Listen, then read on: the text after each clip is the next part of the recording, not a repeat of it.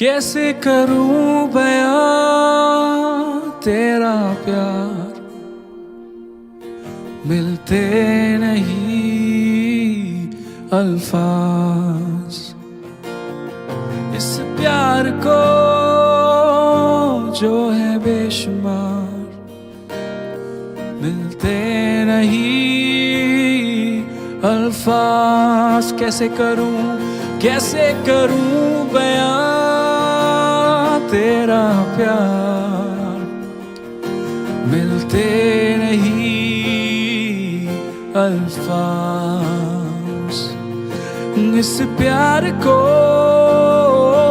जो है बेशुमार, मिलते नहीं अल्फाज। कैसे करूं बयां तेरा प्यार, मिलते नहीं अल्फाज इस प्यार को जो है बेशुमार, मिलते नहीं अल्फाज।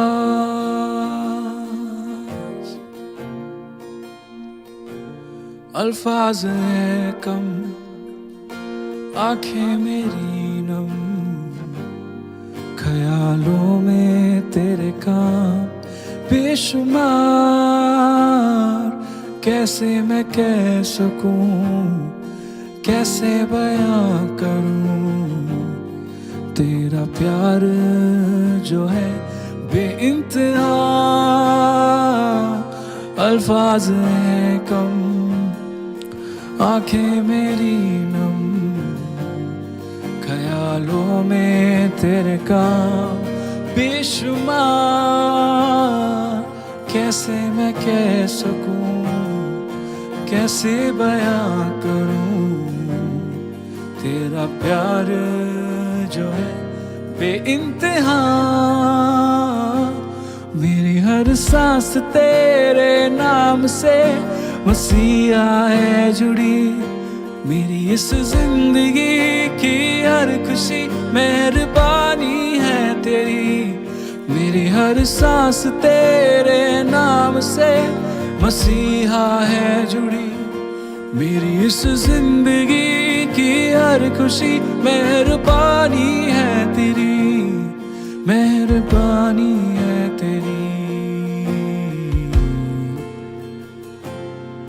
मेहरबानी है तेरी,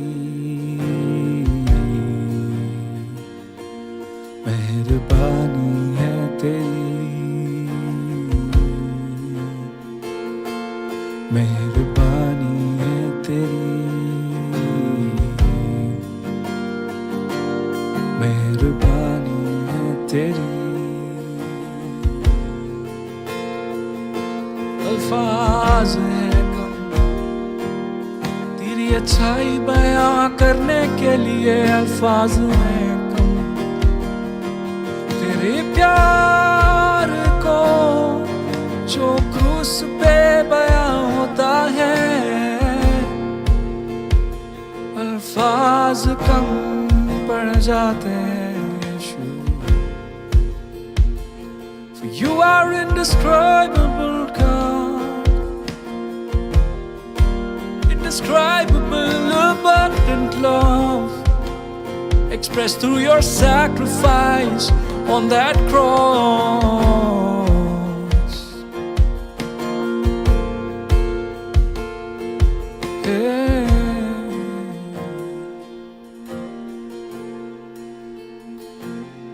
दिल में तू और जुबां पे है तेरा इनाम, तेरे हाथों में है मेरे जिस्म जान। दिल में तू और जुबां पे है तेरा इनाम, मेरे हाथों में है मेरे जिस्म जान। रहमत तेरी नाम से जुदा हो, ऐसा फजल हाँ मुझ पर खुदा हो। रहमत तेरी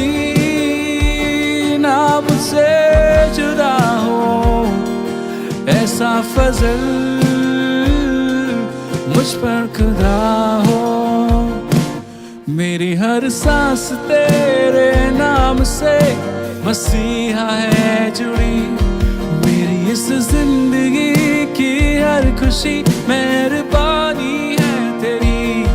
मेरी हर सांस तेरे नाम से मसीहा है जुड़ी। मेरी इस जिंदगी की हर खुशी मेहरबानी है तेरी, मेहरबानी है तेरी, मेहरबानी है तेरी, मेहरबानी है तेरी, मेहरबानी है तेरी, मेहरबानी है तेरी, मेहरबानी है तेरी यीशु। मेहरबानियाँ ये है तेरी, मेहरबानी है तेरी, मेहरबानी है तेरी। विलाप गीत उसका 3 अध्याय और 22वीं और 23वीं आयत में लिखा है कि हम मिट नहीं गए, ये यहोवा की महान करुणा का फल है, क्योंकि उसकी दया अमर है। प्रति भोर वो हमारे लिए नई होती रहती है। तेरी सच्चाई महान है।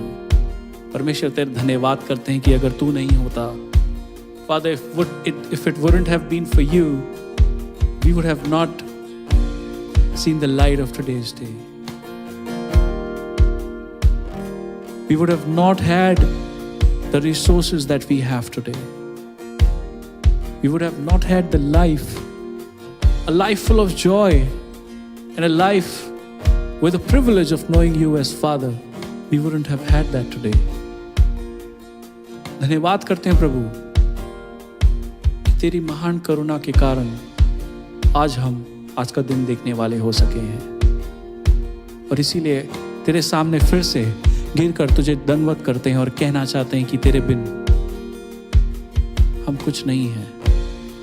आज हमारी कमजोरी में तू हमारी शक्ति बन। जो लोग आज जकड़न में हैं प्रभु, उन्हें तू आज बाहर निकाल।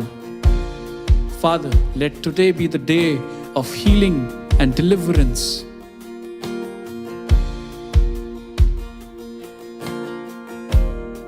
Thank you for your promises, oh God.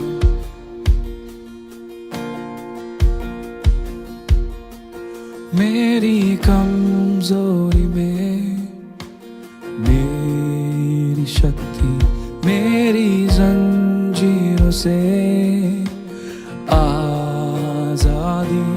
यीशु मैं हूँ तेरा, सिर्फ तेरा रहूं। तू नहीं तो मैं कुछ नहीं। मेरी कमजोरी में मेरी शक्ति, मेरी जंजीरों से आजादी। यीशु मैं हूँ तेरा, सिर्फ तेरा रहूं।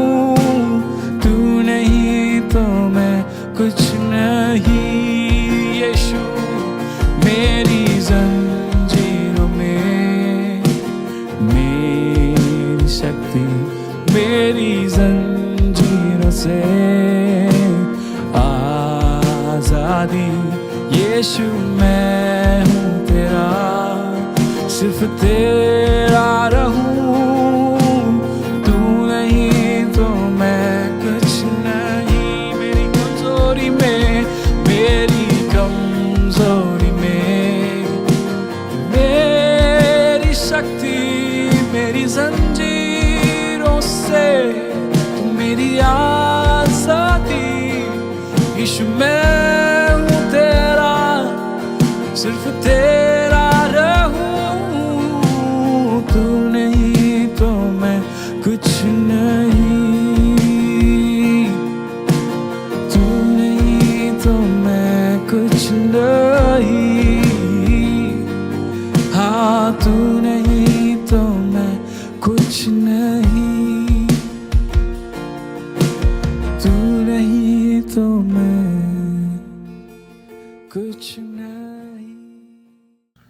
Praise the Lord. Praise the Lord. I want to greet you in the name of मैं Jesus. आपको यीशु मसीह के नाम से अभिवादन करता हूँ। We all have this desire to pursue Christ. हमारे सबके अंदर इच्छा है परमेश्वर के पीछे चलना। We all want to go deeper and deeper in a relationship with Christ. हम चाहते हैं हम और ज्यादा गहरी तरीके से यीशु के साथ वो रिश्ता बनाएं। Every one of us have a desire to become more like Christ and be used for God and His kingdom. और हम सबके अंदर वो इच्छा है कि हम और ज्यादा यीशु में बढ़े और उनकी सेवकाई करें। But that's where the challenge comes. और तभी चुनौती आती है। Because we try to learn about how to be a Christian, in the process, we end up learning things which are not necessary. और तब हम सीखते हैं कि हमें क्रिस्ती कैसा बनना चाहिए, उसी के साथ साथ हम ऐसा भी सीखते हैं जो हमारे लिए ज़रूरत नहीं है। We're studying through the epistle of Colossians right now. और अभी हम कुलोसियों का पुस्तक का अध्ययन कर रहे हैं Here in chapter 2. और हम दूसरे अध्याय में हैं। We will do verses 16 and 17 as we study today. और आज हम 16 और 17वां वचन करेंगे। There's so much to learn from these two verses. ये दो वचन में हम बहुत कुछ सीख सकते हैं। This chapter has been a very important chapter in my life, especially when I have involved in defending our faith and our theology and doctrine to many challenges I faced while I was in India. और ये पुस्तक मेरे लिए बहुत ही चुनौती भरा पुस्तक है, क्योंकि इसमें मैंने बहुत कुछ सीखा है और मेरे सामने ऐसी चुनौतियाँ खड़ी हुई है जहाँ पे मेरे खिलाफ लोग खड़े हुए और मुझे विश्वास में डटे रहना पड़ा। And these two verses will really help you, hopefully, the way it helped me. और ये दो वचन आपको ज़रूर मदद करेगा जैसा इस वचन ने मुझे मदद किया। So turn with me to Colossians chapter 2, verses 16 and 17. तो आप मेरे साथ कुलोसियों का पुस्तक में दूसरा अध्याय में 16वां और 17वां वचन में आए। इसलिए खाने पीने या पर्व या नए चांद या शब्द के विषय में तुम्हारा कोई फैसला ना करे, क्योंकि ये सब आने वाली बातों की छाया है, पर मूल वस्तुएं मसीह की है। Amen? आमेन। Let's pray. हम प्रार्थना करें। Lord, we just pray that you break your word and feed us and help us understand what you have for us. And I pray you lead us through the Holy Spirit. With sound mind, help us to follow you. In Jesus' name we pray.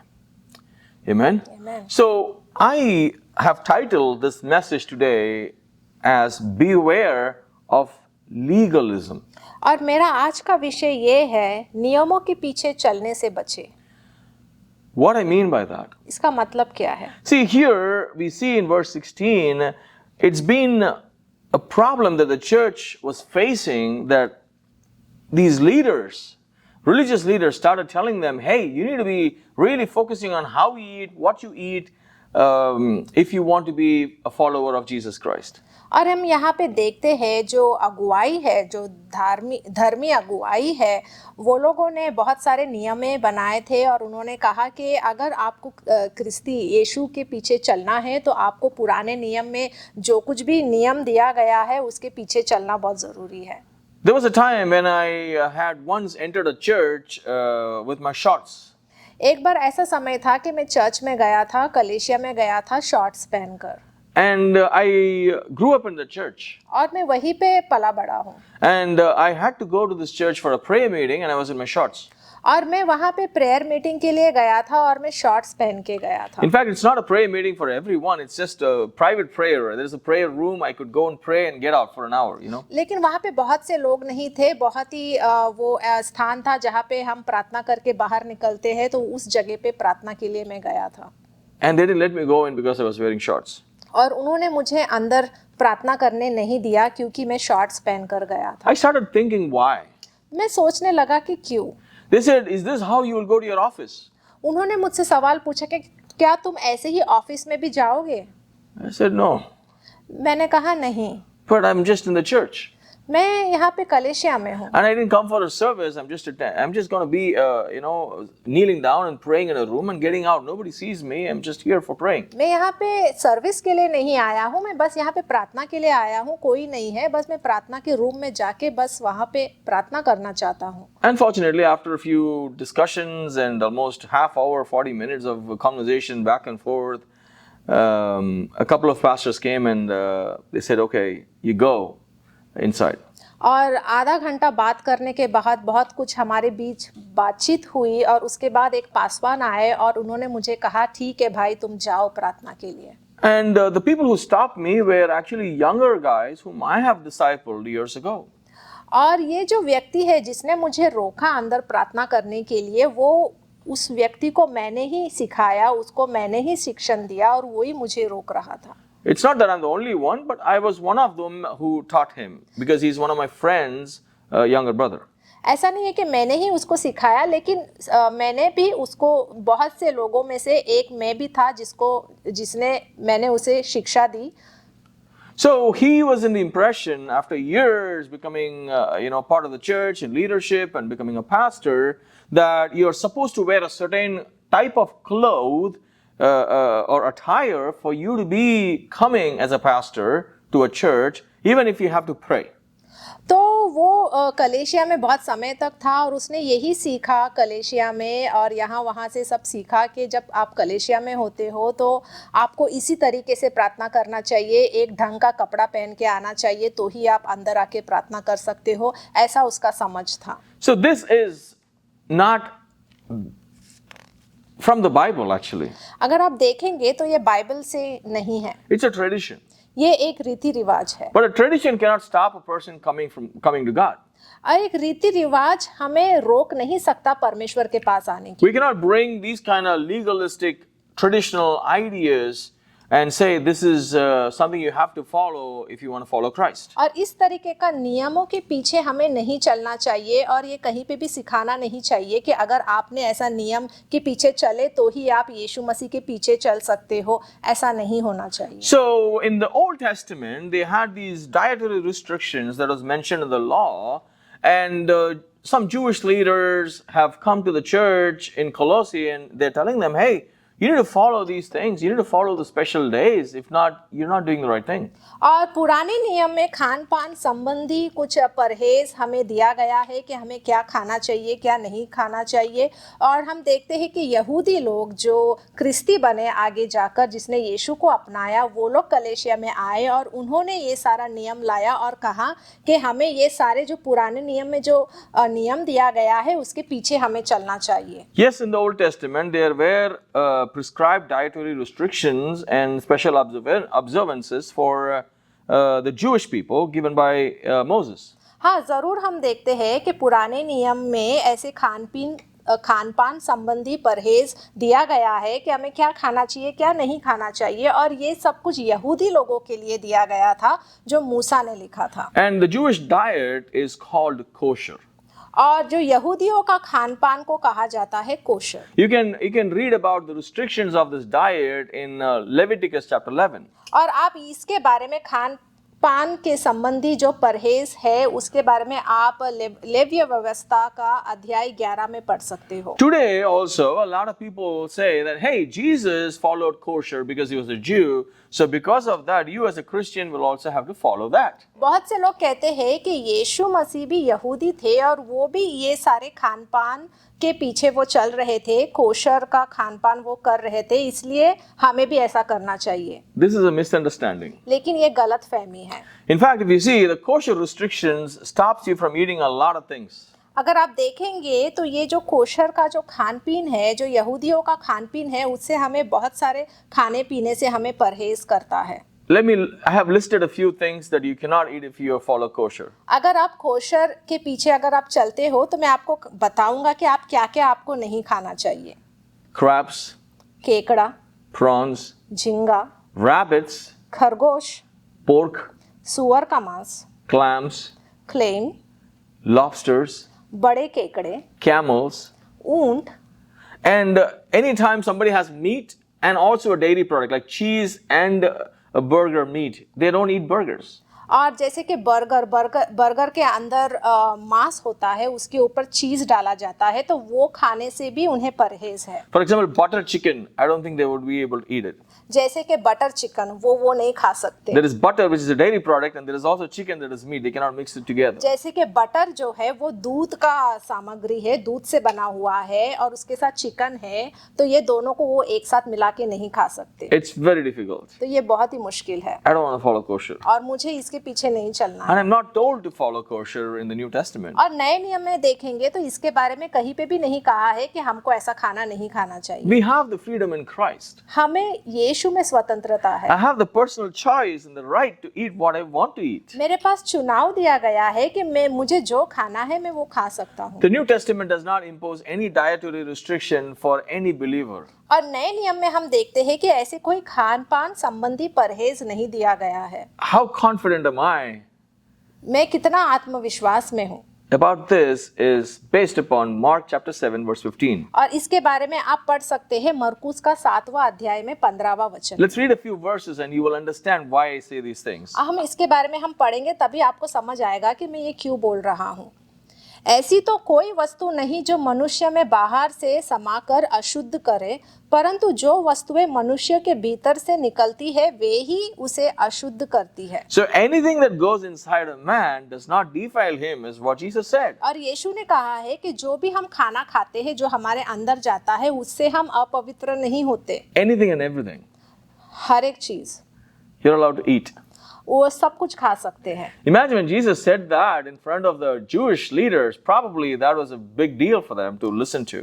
आप सोचिए अगर ये यीशु ने यहूदियों के सामने जब कहा तो आप देखें कि यहूदियों के साथ क्या हुआ होगा, उनका कैसा बर्ताव था। Okay, this is what Jesus taught, right? और यही यीशु ने यहाँ पे What about the apostles' teaching? और प्रेरितों ने क्या सिखाया? Acts chapter 15 verses 19 to 20.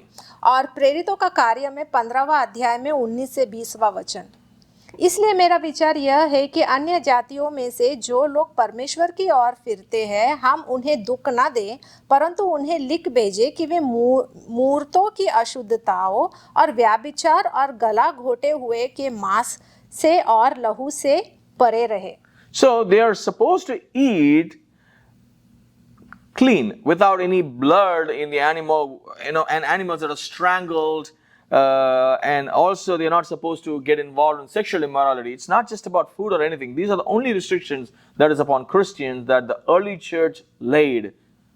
और शुरुआत में कलेशिया में प्रेरितों ने ऐसा कुछ परहेज कहा था जो जिससे हमें परहेज करना है, वो है मूर्तों की अशुद्धता। उसका खान पान में हमें भाग लेना है, और जो जानवर का गला घोंटकर मृत्यु हुई है वो जानवर का मांस हमें नहीं खाना है। बस इसी से हमें परहेज किया गया है। Not to eat the food that is sacrificed for idols. और जो खाना मूर्ति पूजा के लिए दिया गया है उससे हमें परहेज करना है। Sexual immorality or fornication should be avoided. और व्याभिचार हमें उससे दूर रहना है। But other than that, you can eat anything. उसके अलावा हम कुछ भी खा सकते हैं। And even in the kingdom, there are a lot of values that you and I are supposed to focus on, not just food and shelter and clothing. You know what I और mean? हमें परमेश्वर के राज्य के ऊपर ध्यान देना चाहिए, ना कि हमारे खान पान में हमारे वस्तुएं या रहना कपड़ा, इसके ऊपर ध्यान नहीं होना चाहिए। That doesn't make you a better Christian or a lesser Christian. तो इसके द्वारा आप क्या कम क्रिस्ती या अच्छे क्रिस्ती नहीं बनते। Read with me Romans chapter 14 verse 17. और अभी आप मेरे साथ रोमियो का 14वां अध्याय में 17वां वचन में आए। Yeah. क्योंकि परमेश्वर का राज्य खाना पीना नहीं परंतु धार्मिकता और मिलाप और वह आनंद है। So the kingdom of God is about righteousness, about joy, about peace in the Holy Spirit, not about food and drinking. परमेश्वर के राज्य में खाना पीना के ऊपर ध्यान नहीं होना चाहिए, लेकिन हमारा ध्यान धार्मिकता और मेल मिलाप और परमेश्वर के साथ, पवित्र आत्मा के साथ संगति, उसके बारे में है। Food is a big deal for a lot of people. बहुत से लोग खाने पीने को लेकर बहुत ज्यादा In fact, all of us live for just this 5 inches of this tongue. बहुत से लोग सिर्फ खाने पीने के लिए जीते हैं।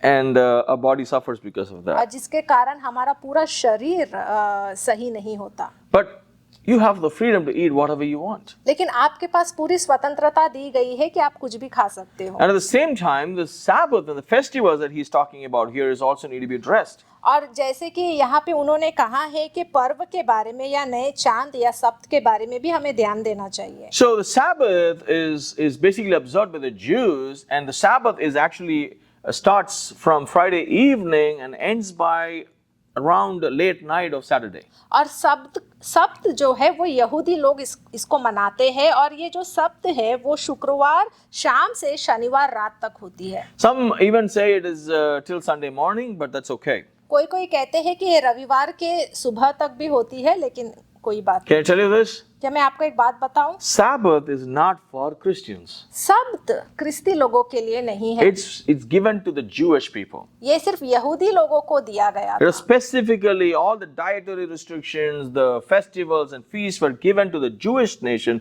for them to remember what God did in their lives. और ये सब खान पान संबंधी परहेज हो या पर्व हो या नए चांद या सब्त के बारे में जो कुछ भी दिया गया है वो यहूदी लोगों के लिए दिया गया था ताकि वो इसे याद रखें। You and I are not Jewish people. I mean, I believe you are a Gentile, I'm a Gentile. आप और हम यहूदी नहीं हैं क्योंकि आप और हम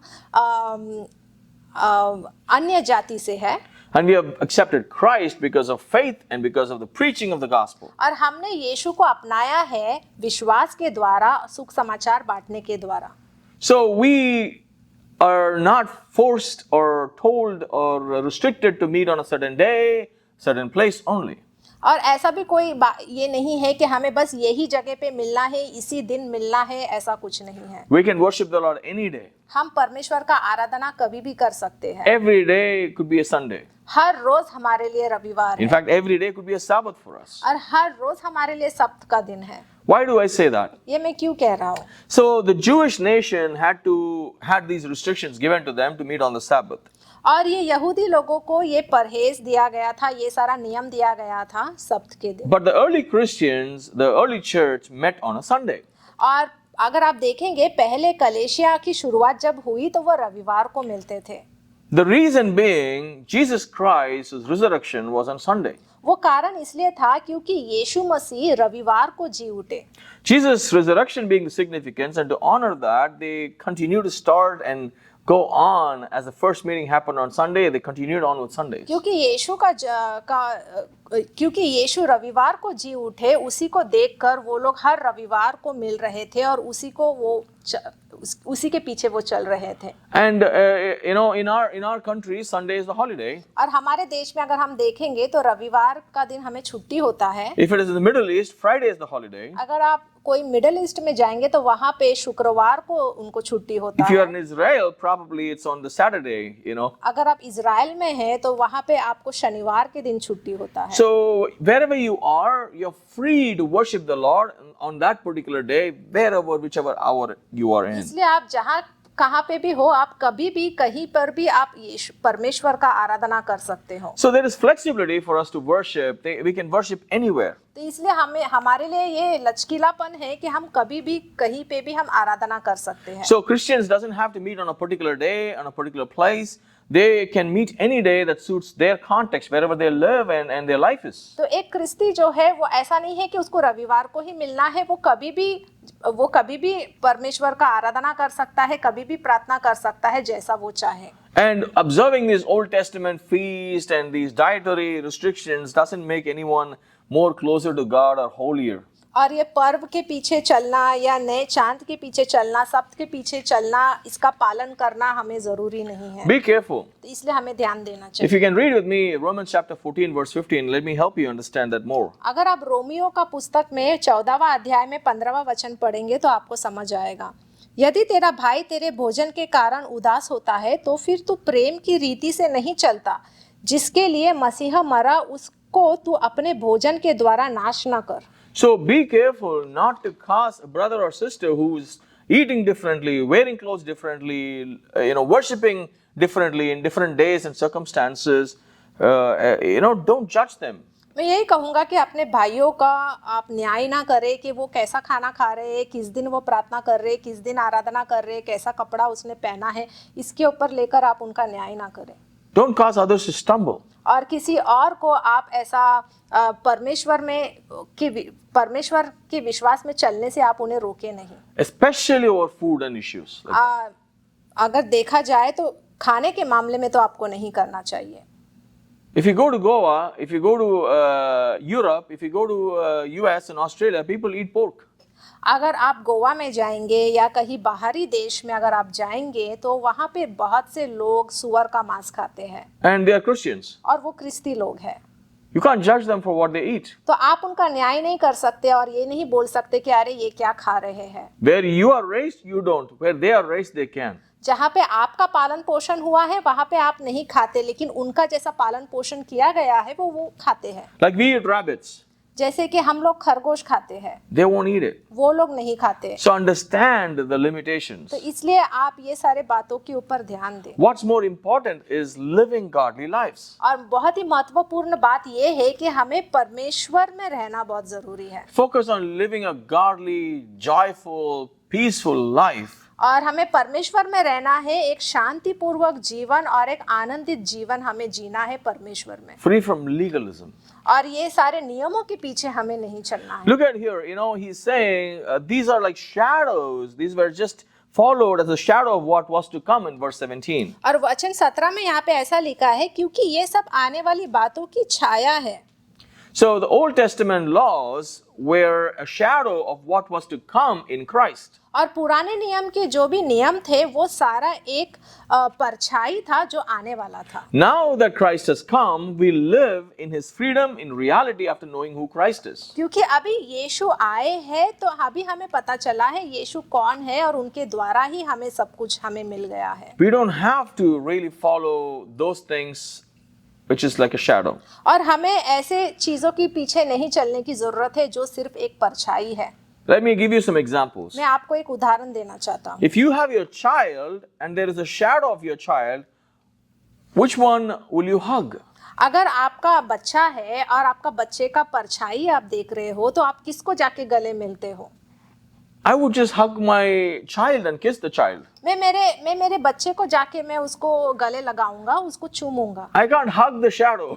मैं वहाँ पे परछाई को जाके उसको गले नहीं लगाऊंगा। I can have fun by showing that to my kid, but that's foolishness. लेकिन उसमें मैं आनंद उठा सकता हूँ, बच्चे को दिखा सकता हूँ कि देखो तुम्हारी परछाई वहाँ पर है, लेकिन ये मूर्खता है। If someone is sitting on the shadow that is next to the bus, but actually not getting inside the bus and sitting inside the bus, they would not go to their destination. अगर आप बस को देखते हो और बस का परछाई को आप देखते हो तो आप उस परछाई में जाके नहीं बैठ सकते, लेकिन आप बस के अंदर जाके आप सीट में बैठोगे तो ही तो आप सही सफर में आप उस जगह पे आप पहुंच सकते हो। All of us have houses, and during the evenings or mornings, there's a shadow of our house around, where we live.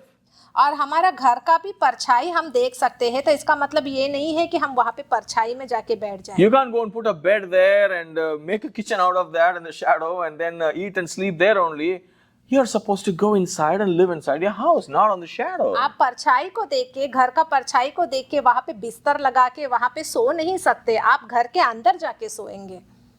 So we need to be in Christ. तो इसीलिए हमें यीशु में रहना चाहिए। We don't have to follow the shadowed things about Christ. तो इसलिए हमें परछाई के पीछे नहीं चलना चाहिए, लेकिन यीशु के पीछे चलना है। See, the dangers of legalism, is what I want to explain that to you. और नियमों के पीछे चलना बहुत खतरनाक साबित हो सकता है, और ये मैं आपको समझाना चाहता हूँ। Because it has the appearance of a religion. क्योंकि वह दिखने में ऐसा लगता है कि वो एक धर्म है। It looks like it looks like true devotion. वो ऐसा दिखता है कि जैसे कि बहुत ही एक सच्चा भक्ति भाव है। It's like you have a genuine relationship with God. ऐसा दिखने में ऐसा आता है कि सच में हमारा रिश्ता परमेश्वर के साथ है। You will feel that also. और आपको ये अनुभव, आपको ये महसूस भी होगा। But that's human achievement. लेकिन ये सिर्फ एक मानवीय प्राप्ति है। Thankfully, I've been praying every day for 2 hours, for the last 1 month. I've been so close to God now. हाँ, अब मैं एक महीने लगातार मैं 2 घंटा प्रार्थना करता हूँ, जिसके द्वारा मुझे ऐसा लग रहा है कि मैं परमेश्वर के बहुत करीब आया हूँ। Pray every day. प्रार्थना हर रोज करो। Pray all the time. हर समय हमें प्रार्थना करना 2 चाहिए। hours or 20 hours, good. 2 घंटा हो या 20 घंटा हो, अच्छी बात है। But that's not for proclaiming and getting some recognition. लेकिन इससे हमें घोषणा नहीं करना चाहिए ताकि लोग हमें देख के हमारी वाहवाही करे कि हम कितना प्रार्थना करते हैं। That's human achievement. उसको कहा जाता है मानवीय प्राप्ति। Legalism is about human effort, not God's grace. और नियमों के पीछे चलना, इसका मतलब ये होता है कि हम अपने मेहनत से हम सब कुछ कर रहे हैं, परमेश्वर के अनुग्रह के ऊपर हम निर्भर नहीं होते। All our performance, all our obedience, even in fact all our righteous acts are like filthy rags. और हम जो कुछ भी काम करते हैं, हमारा जो धार्मिकता का जो भी हम जीवन है या धार्मिकता का हम जो एक्टिंग कर रहे हैं, वो सब कुछ एक गंदा चितड़े जैसा है। So trust in Christ. इसलिए हमें परमेश्वर यीशु के ऊपर विश्वास करना चाहिए। Jesus has fulfilled the law and all that is required by the law for you and me to just be in Christ is enough to be righteous in front of God. और यीशु ने वो सारा पूरा नियम को उन्होंने उसका पालन किया है, जिसके वजह से हमें उसके पीछे चलने की जरूरत नहीं है। हम यीशु में हमें धार्मिकता मिली है। The Lord has paid everything for us. परमेश्वर ने हमारे लिए सब कुछ चुकाया। The Lord only asks us to trust Him.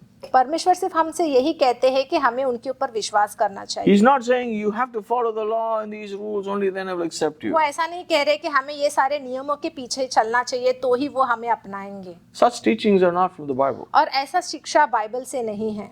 So we have this personal freedom in Christ. तो हमें ये स्वतंत्रता दी गई है यीशु मसीह में। So we are free as Christians to follow kosher or observe the Sabbath or not. तो हमें पूरी स्वतंत्रता दी गई है कि हमें खान-पीन या कोशर खान-पान के पीछे चलना चाहिए या नहीं चलना चाहिए, वो हमारे ऊपर है। If you choose to do it, go for it. अगर आप उसके पीछे चलना चाहते हो तो आप चले। It's not necessary. इसका जरूरत नहीं है। But those practices do not make you any more closer to God. लेकिन ये सारे नियमों के पीछे चलने से आप परमेश्वर के करीब नहीं आते हैं। And avoid judgment. और आप किसी का न्याय ना करें। Do not judge others based on their following of those laws or not. और वो जो कुछ भी दूसरों के ऊपर आप न्याय ना करें कि वो क्या कर रहे हैं, किस तरीके से वो जी रहे हैं। So let me conclude this for तो you. मैं इसको आपको पूरा एक साथ मिला के मैं आपको बताना चाहता हूँ। See, this legalism is very influential and it has an impact. और ये नियम के पीछे जब हम चलते हैं तो इससे बहुत ज्यादा गहरा असर पड़ता है। Legalism looks like very pious and holy. और जो नियमों के पीछे चलते हैं उनको देख के ऐसा लगता है कि वो बहुत ही शील है और वो बहुत ही पवित्र है। See, legalism can destroy the life and the spirit of a church. जो नियमों के पीछे चलते हैं वो उसके कारण वो अपने आत्मा का और कलीसिया का नाश करता है। They turn the church, which is a place of freedom, into a place of rules and regulations. और वो एक कलीसिया को जो स्वतंत्रता का कलीसिया है उसको वो पूरे नियमों का कलीसिया बना देते हैं। We don't have a legal relationship with God. हमारा रिश्ता परमेश्वर के साथ नियमों के अनुसार नहीं We है। have a spiritual relationship with God. हमारा रिश्ता परमेश्वर के साथ आत्मिक है। And it's out of freedom, not out of force. और ये स्वतंत्रता के साथ होना चाहिए, ना कि कोई जोर जबरदस्ती से होना So चाहिए। embrace freedom. तो इसलिए हमें ये स्वतंत्रता को अपनाना है। Embrace the freedom in Christ. ये यीशु में जो स्वतंत्रता हमें दी गई है उसे हमें अपनाना है। And let's live a genuine relationship with Christ. और हमारा रिश्ता यीशु के साथ सही और सच्चा होना चाहिए। Free from all sorts of constraints of legalism. और ये सारे नियमों से दूर हमें होना चाहिए। Finally, we are all different. अगर हम सब अलग हैं, Everyone, by our looks, by our habits, by our upbringing, by our financial status, by our education, knowledge, language, we are all so different. हम सब अलग दिखते हैं, हमारा कलर अलग है, हमारा पढ़ाई लिखाई अलग है, हम दूसरे एक अलग परिवार से आए हैं, हमारा भाषा अलग है, सब कुछ अलग है। There is unity and diversity in the kingdom of God. और परमेश्वर के राज्य में हम एकता देखते हैं, लेकिन अलग अलग भिन्न भिन्न लोगों को भी हम देखते हैं। We all come together. और हम सब एक साथ आते हैं। So respect others and their choices of worship. इसलिए दूसरों का इज्जत करें और वो जैसा आराधना करते हैं उनका न्याय ना करें। Respect others' dietary practices. और दूसरों का जो भी खान पान के पीछे जो चल रहे हैं उनका आप इज्जत करें। Don't judge them. उनका न्याय ना करें। Focus only on the core values of faith in Jesus Christ. सिर्फ और सिर्फ आपका ध्यान यीशु मसीह में और आपके विश्वास में होना चाहिए। Love, प्रेम, joy, आनंद, peace, शांति, grace, अनुग्रह forgiveness. और माफी, Stick to that. इसके ऊपर आपका ध्यान होना चाहिए। God bless you. परमेश्वर आपको आशीष दे। Thank you for joining us. धन्यवाद हमसे जुड़ने के लिए। Oh, I've heard 1,000 stories of what they think you're like, and I've heard the tender whispers of love in the dead of night, and you tell me that you're pleased and that I'm never alone. You're a good, good father. It's who you are. It's who you are. It's who you are, and I'm loved by you. It's who I am. It's who I am. It's who I am. Well, I've seen many searching for answers far and wide, and I know that we're all searching for answers only you provide, 'cause you know just what we need before we say a word. You're a good, good father. It's who you are. It's who you are. It's who you are, and I'm loved by you. It's who I am. It's who I am. It's who I am. 'Cause you're perfect in all of your ways.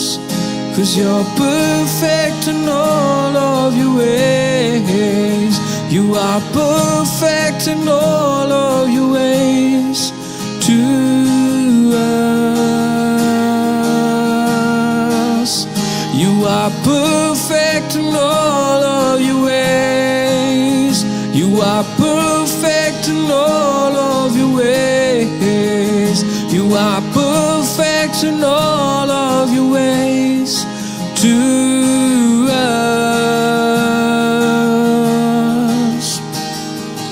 Love so undeniable, I can hardly speak, and peace so unexplainable, I can hardly think as you call me.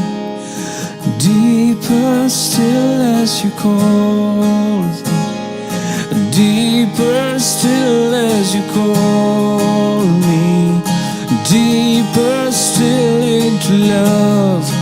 Love, love, you're a good, good father. It's who you are. It's who you are. It's who you are, and I'm loved by you. It's who I am. It's who I am. It's who I am. You're a good, good father. It's who you are. It's who you are. It's who you are, and I'm loved by you. It's who I am. It's who I am. It's who I am. 'Cause you're perfect in all of your ways. You are perfect in all of your ways. You are perfect in all of your ways. True.